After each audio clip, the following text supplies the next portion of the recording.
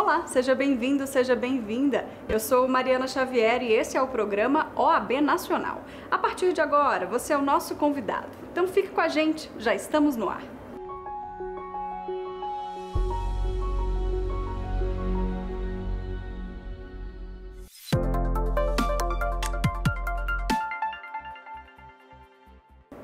O Conselho Federal da OAB aderiu ao Pacto Nacional pela Consciência Vacinal. A iniciativa, liderada pelo Conselho Nacional do Ministério Público, visa a promoção de campanhas junto a instituições e à sociedade civil para demonstrar a importância da imunização infantil e evitar a volta de doenças já erradicadas no país. É uma grande satisfação que a Ordem dos Advogados do Brasil adere nesta manhã formalmente ao Pacto Nacional pela Consciência Vacinal.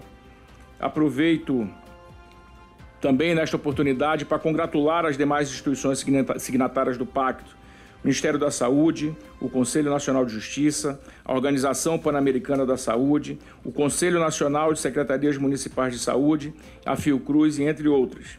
Dizer também que a união de entidades tão distintas entre si revela a importância desse projeto, conselheiro Jaime.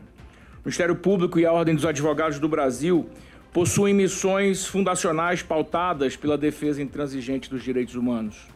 No campo da saúde, é comum que o Ministério Público e a advocacia recorram à judicialização para garantir tratamento ou acesso a medicamentos. Esse projeto é mais um capítulo no percurso de nossas instituições em prol da proteção dos direitos fundamentais. Conscientizar a população sobre a importância da vacinação é dever não apenas dos órgãos de saúde, é uma obrigação de todos nós.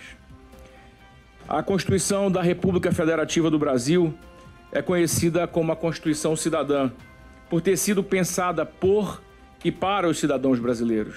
A criação do Sistema Único de Saúde, o SUS, representa bem o espírito do nosso texto constitucional.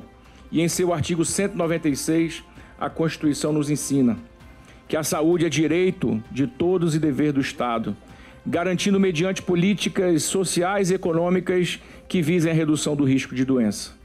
Ou seja, o direito constitucional à saúde demonstra a relevância de políticas preventivas que não apenas promovam a recuperação, mas que atuem para a mitigação do risco de adoecimento. E é disto que se trata a consciência vacinal.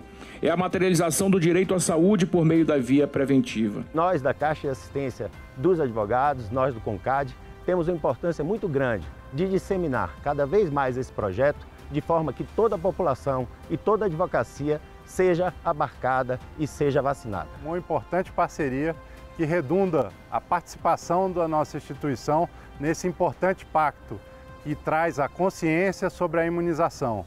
É uma importante concretização de direitos fundamentais através do acesso à saúde.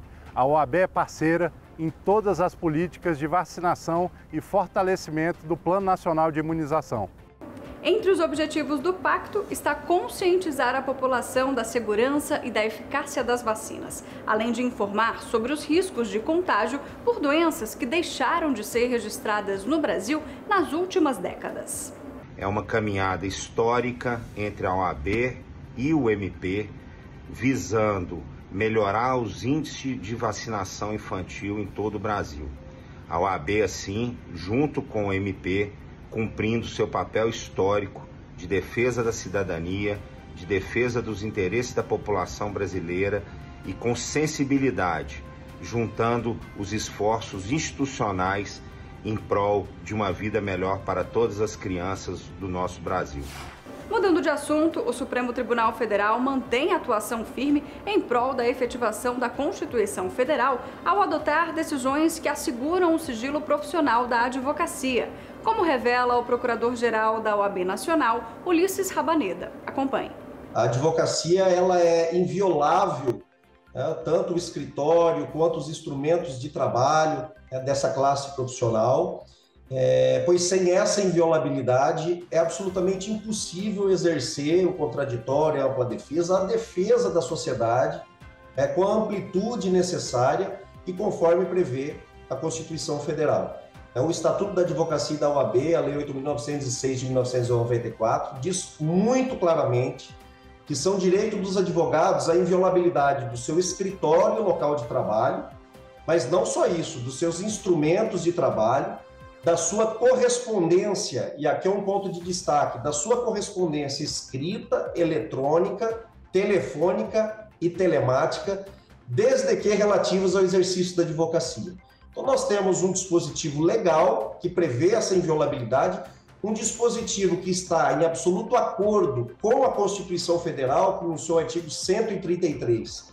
Também diz que a advocacia é indispensável à administração da justiça, sendo seus atos invioláveis, de modo que qualquer inobservância desse texto legal revela-se uma violência às prerrogativas da advocacia.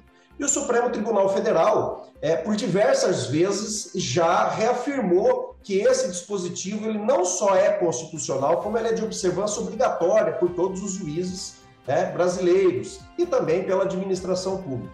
Eu posso citar aqui a ação direta de inconstitucionalidade 1127, onde o Supremo Tribunal Federal declarou que esse dispositivo é constitucional.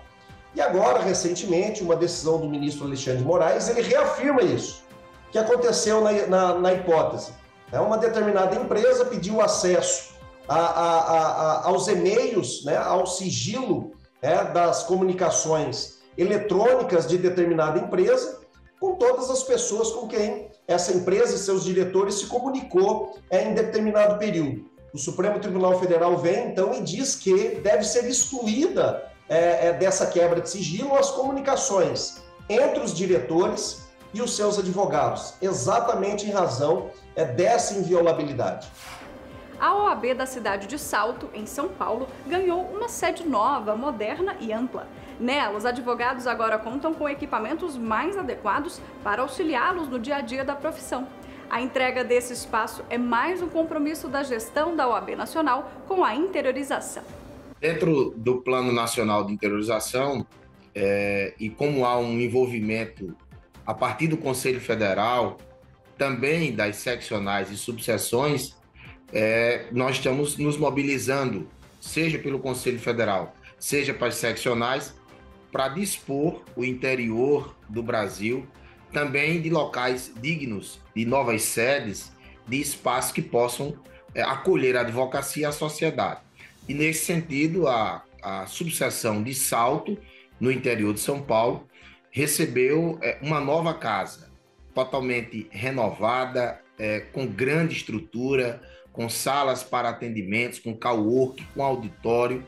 E, enfim, a inauguração foi um grande momento de celebração. Vale lembrar que ainda dentro do Plano Nacional de Interiorização das Ações para a Advocacia, já foram feitas diversas inaugurações de sedes de subseções, de salas de advocacia em fóruns e em outros locais que possam ser acessados por quem vai precisar deste apoio da OAB, de coworks, isso já em todas as regiões do país, e estão se desenvolvendo, estão sendo construídos, finalizados, trabalhados projetos para outras construções de sedes, de subseções, de sedes de salas, que certamente até o final da gestão estarão entregues, estarão à disposição da advocacia e da sociedade. Paralelamente a isso, e dentro dessa tomada da grande virtualização dos atos processuais, a OAB também pensando, já entregou às seccionais e aí, consequentemente, as seccionais fizeram chegar às subseções do país, diversas subseções do interior, 500 kits de informática disposto de computador, de webcam e de aparelho de última tecnologia para que também estas salas, esses coworks, as subseções estejam com equipamentos de ponta para que o advogado possa fazer audiência, participar de sessões de julgamento, peticionar e ter um apoio devido e necessário da OAB. A Ordem dos Advogados do Brasil parabeniza o ministro Ricardo Lewandowski pela atuação no Supremo Tribunal Federal ao longo dos últimos 17 anos. Egresso da advocacia e ex-conselheiro da seccional paulista, o ministro estabeleceu como marcas de sua atuação a lisura, a busca pela eficiência da justiça, o respeito às garantias constitucionais dos cidadãos e às prerrogativas da advocacia. O assunto, inclusive, foi destaque no site da OAB. Segundo a publicação, ao longo de sua trajetória, o ministro relatou processos de impacto para a sociedade brasileira, como os que trataram da proibição do nepotismo no serviço público e das cotas raciais nas universidades federais. Também foi de Lewandowski o habeas corpus coletivo aceito pelo Supremo em favor de mulheres presas, gestantes, puérperas e mães de crianças até 12 anos ou responsáveis pelos cuidados de pessoa com deficiência. Para o presidente da OAB Nacional, Beto Simonetti, abre aspas, o legado do ministro Lewandowski é de comprometimento com a Constituição e com a coisa pública. São marcas de sua atuação como magistrado o respeito à advocacia e à cidadania. Fecha aspas. Segundo o membro honorário vitalício da OAB Nacional, Marcos Vinícius Furtado Coelho, Lewandowski teve, abre aspas, papel preponderante na melhoria da prestação jurisdicional e impulsionou a implementação das audiências de custódia, o que foi um marco para a redução da superlotação nos presídios brasileiros. Fecha aspas. Neste momento de despedida do Supremo, que é ao mesmo tempo de retorno à advocacia, o Conselho Federal da OAB registra o legado jurídico do ministro Lewandowski, que certamente perdurará por gerações, e espera que o agora advogado siga contribuindo com o aperfeiçoamento do direito e do sistema de justiça em nosso país. Ainda falando nesse assunto, Beto Simonetti entregou a carteira profissional da entidade ao ministro aposentado do STF.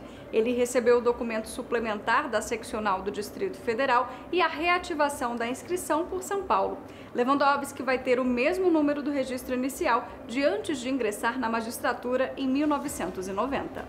Eu retorno à casa, retorno à advocacia, tal como entrei, sempre pronto a defender valores e princípios, sobretudo esse valor maior da Constituição, que é o valor da dignidade da pessoa humana, que é justamente aquilo que os advogados defendem sempre com muito denodo, os direitos fundamentais.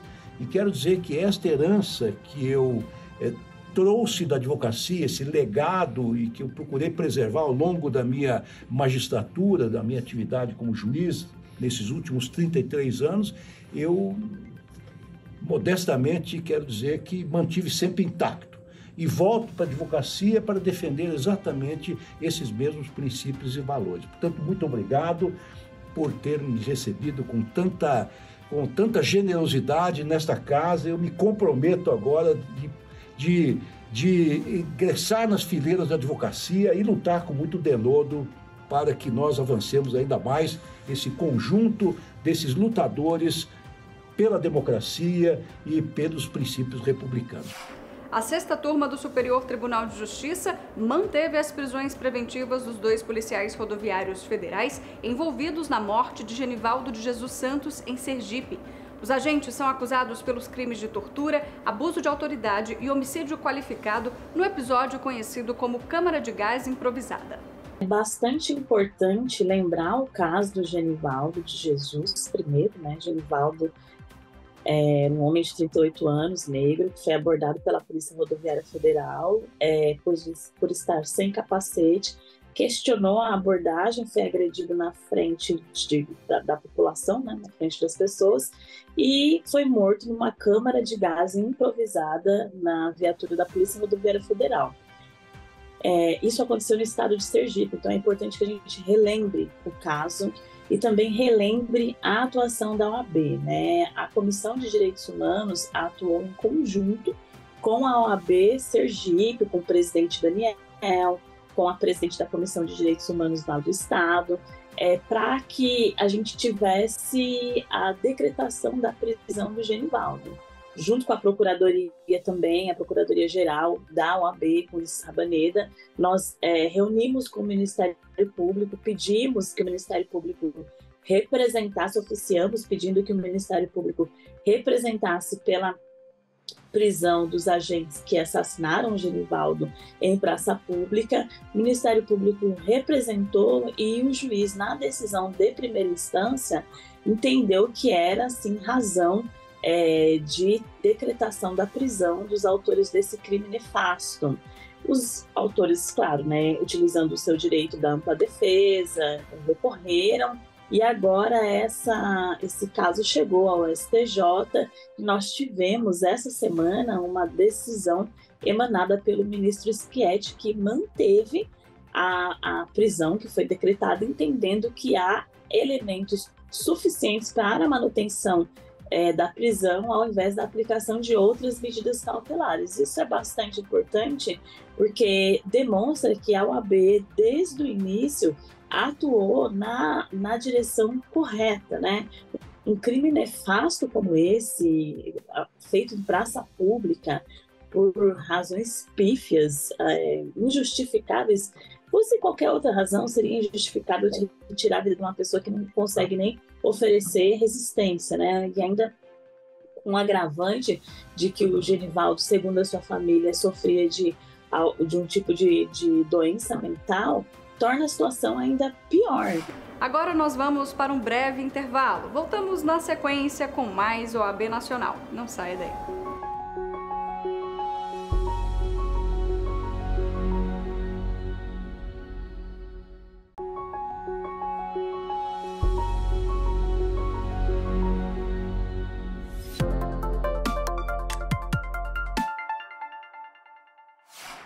O Conselho Nacional do Ministério Público aprovou a criação de um grupo de trabalho interinstitucional para tratar do combate à violência escolar.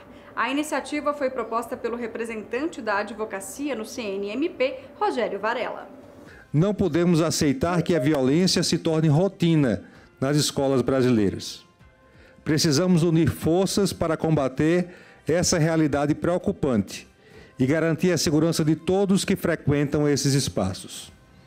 Nesse momento difícil, prestamos nossa solidariedade às famílias das vítimas e a todos os que foram afetados por esses atos. Além disso, e indo além, anunciamos a criação do Grupo de Trabalho para Combate à Violência Escolar de caráter interinstitucional. Este GT será heterocomposto, contando com diversos atores da segurança pública, membros do Ministério Público, da Ordem dos Advogados do Brasil, já conclamando aqui o nosso representante Choi, conclamando também, até em homenagem à presença de hoje mais cedo do presidente Beto Simonetti, também a Ordem dos Advogados, para se ombrear conosco aqui do CNMP e do Ministério Público Brasileiro para essa tão árdua missão. Membros do Judiciário, bem como dos poderes executivo e também do poder legislativo. A ideia é atuar não só na repressão, mas principalmente na prevenção, junto com especialistas em inteligência investigativa e monitoramento em redes sociais. Portanto, reiteramos o compromisso desse CNMP e da CIG, Comissão da Infância, Juventude e Educação, no acompanhamento da atuação do Ministério Público, no sentido de unir esforços para garantir a segurança nas escolas e promover a cultura da paz e o respeito mútuo em nosso país. O presidente da OAB Nacional, Beto Simonetti, participou da sessão do Superior Tribunal de Justiça em homenagem à memória do ministro Paulo de Tarso Sanseverino. O magistrado tinha 63 anos e integrava a turma de Direito Privado da Corte, em que era ministro desde 2010. É com muito pesar que nos reunimos hoje, nesta sessão plenária em homenagem ao ministro Paulo de Tarso Sanseverino. Primeiramente, em nome da Advocacia Nacional, quero expressar minha solidariedade com a família, amigos próximos e colegas de trabalho que partilharam de sua companhia. O luto é um sentimento difícil, muitas vezes ambivalente, e se manifesta de forma particular em cada um de nós. Mas, de modo geral, o luto é a reação à perda de um ente querido, a perda de alguma abstração que ocupou o lugar de um ente querido, como o país, a liberdade ou o ideal de alguém. Neste momento delicado, para aliviar a inevitável dor da partida de alguém tão querido, faz pensar no seu legado, nas marcas que deixou durante a vida e que jamais serão apagadas. Por isso é com muita admiração e respeito que venho falar da polidez, da gentileza e da erudição do ministro Sanseverino. Essas são as características de um magistrado íntegro, sensível às demandas sociais, aos argumentos das partes e às prerrogativas da defesa. Sua atuação alinhada aos valores constitucionais e atenta às particularidades de cada caso concreto rendeu-lhe a admiração de todas as classes profissionais. Como magistrado, o ministro Sanseverino construiu uma carreira sólida baseada na atuação ética, firme e solidária. Em 1986, ingressou na carreira da magistratura gaúcha como juiz de direito. Em 99, foi promovido a desembargador do Tribunal de Justiça do Estado do Rio Grande do Sul. Em 2010, foi indicado para o cargo de ministro do Superior Tribunal de Justiça, um dos órgãos máximos do Poder Judiciário do Brasil. Honraremos o nome de nosso eterno ministro pela memória, tão viva quanto os ensinamentos que nos deixou. E para finalizar estas breves palavras, reafirmo que é eterna a memória de um homem de bem, generoso e exímio em tudo que fez. Em nome da advocacia brasileira, firmo o compromisso de perpetuar a memória do ministro Sanseverino como um cidadão inspirador e um magistrado dedicado à defesa da justiça, da igualdade e dos direitos fundamentais. Seu legado abrilhantará o caminho das próximas gerações. Seu legado ficará para sempre. A seccional da OAB em Rondônia deu início a um projeto para aproximar ainda mais a ordem e a advocacia. Intitulado Olho no Olho, o projeto tem como objetivo criar uma OAB dinâmica que saia do gabinete para conhecer a realidade da advocacia nas ruas, nos escritórios e nas subseções do Estado.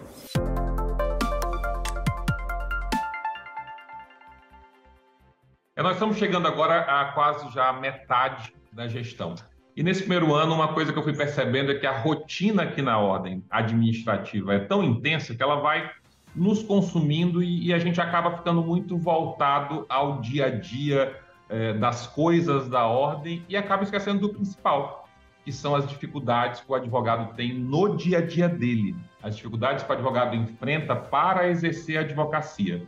Então, com a intenção de manter essa conexão que é importantíssima para a ordem, nós criamos essa campanha que nós chamamos de Olho no Olho, que é uma campanha que leva a ordem até o advogado. Então, a ideia é que nós façamos uma ordem atenta e ocupada do que é importante para a advocacia. Então, todos os meses, fizemos isso no mês passado, foi o primeiro, e esse mês faremos de novo, eu vou, junto com a minha diretoria, até os escritórios de advocacia para ouvir e entender quais são as dificuldades que o advogado está enfrentando. A partir dessas ações de escuta ativa, nós então montamos projetos para atender especificamente essas dores da advocacia. Nós visitamos, num primeiro momento, alguns escritórios que estão no entorno dos prédios da Justiça. Nós sabemos que, habitualmente, a advocacia costuma se instalar próximo a fóruns e tribunais. Por isso, nós concentramos na primeira ação nessa região. E a ideia agora, em abril, é nós irmos para longe.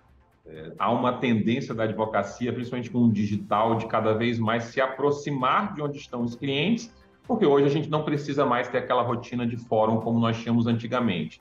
Então, nós sabemos que aqui em Porto Velho, na capital, nós temos escritórios em regiões mais afastadas. E agora, no mês de abril, a ideia é nós irmos até esses escritórios mais afastados e também faremos ações no interior. Aproveitando, nós temos feito entregas de credenciais com foco no presencial para acolher com todo carinho quem chega à sua nova casa, quem chega à ordem. Só em março foram mais de 160 credenciais que nós entregamos pessoalmente aqui na capital, numa cerimônia que foi emocionante. Tivemos histórias lindas, como a de um engraxate, um ex-engraxate que se tornou advogado, e também no interior.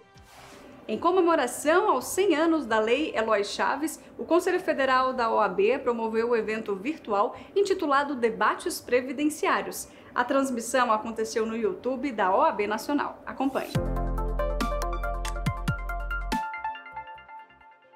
Os nossos debates previdenciários também são para comemorar os 100 anos de Previdência brasileira, da Lei Eloy Chaves. Então, vamos começar com alguns pontos, né? A gente teve várias muita atuação nesse último ano, muitas demandas. Eu brigo que não tem marasmo na advocacia previdenciária, toda semana é o sistema que caiu, é o problema desse ou daquele ponto, né? A gente terminou 2022 com uma tese favorável, a revisão da vida toda, então uma grande vitória. Mas uma importante vitória que a gente teve também ano passado foi a questão do direito previdenciário entrar no exame de ordem, que é o primeiro ponto que eu já gostaria de destacar. Muitos dos trabalhos que foram concluídos no ano passado não foram necessariamente iniciados lá. Nós vemos já de algumas gestões de atuação forte da Comissão de Direito Previdenciário. E essa era uma das demandas, né? Direito previdenciário, com algumas outras matérias, foi incluído na primeira fase do exame de ordem, e agora, na 38ª edição, nós teremos pela primeira vez o direito previdenciário já na prova do exame de ordem. Outro projeto muito importante que a gente teve vitória também no ano passado foi a questão da retirada do bloqueio de 30 dias nos protocolos quando há a negativa pelo robô. A gente sabe que a automatização e a celeridade que vem da utilização das possibilidades que a informática nos traz, né, que a tecnologia nos traz, elas têm que servir à população e não ao contrário. E a gente viu com alguns aprimoramentos, entre aspas, da automatização, em que havia uma celeridade muito grande, mas uma negativa muito rápida, de 10, 12 minutos dos benefícios. E através de demandas levadas pela Advocacia Previdenciária e pela comissão, a gente teve a retirada do limite de novo protocolo, que tinha que se esperar antes 30 dias, então agora não há mais esse limite. No momento em que o robô nega, você já pode automaticamente entrar com outro requerimento. Outro ponto importante também é a liberação dos laudos sociais que a gente teve no ano passado, no mês do 10 de 2022, em que o INSS editou a portaria 1063 e veio a permitir que o laudo fosse acessível mediante requerimento online. Através do requerimento de cópia de processo ou de cópia do processo dentro do INSS Digital, que é o sistema da advocacia, a gente teve essa viabilidade, então, de acessar os laudos sociais. A revista Justiça e Cidadania, edição de abril, já está disponível para leitura. A edição deste mês evidencia a luta, vigilância e conhecimento contra retrocessos à advocacia. Confira.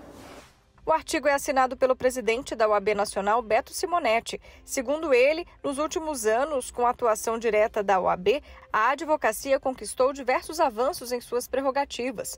Logo, cresce a responsabilidade em zelar pelo respeito a esses direitos a partir da criação de instrumentos que protejam o advogado. No entanto, para que a denúncia de desrespeito chegue até a Procuradoria Nacional de Defesa das Prerrogativas, é preciso que todo e qualquer advogado tenha pleno conhecimento sobre as prerrogativas inerentes à profissão. Podemos afirmar que para alguém pleitear a correta e adequada aplicação da lei, é preciso primeiro conhecê-la. E aqui a OAB também tem importante atuação por meio de outro instrumento essencial à classe.